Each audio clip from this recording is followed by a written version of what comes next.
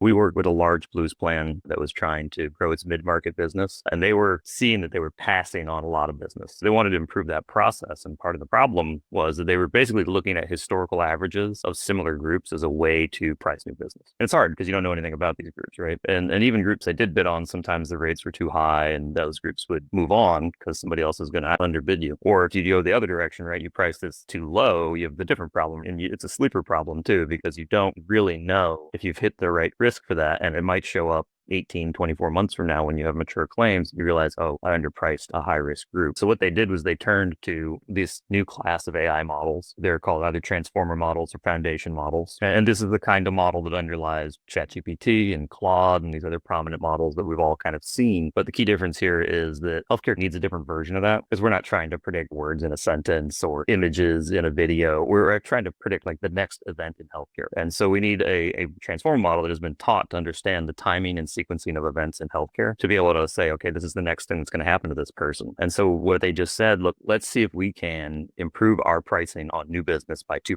And that's a pretty small margin, but it really matters when we're talking about margins in healthcare. And so they tried our model we call Metis AI, and we didn't just hit the 2% mark, we hit 6%. And that ends up being millions of dollars in improved margin for them. And that resulted in them already quoting 20% more business in the first 3 months that we've rolled this out.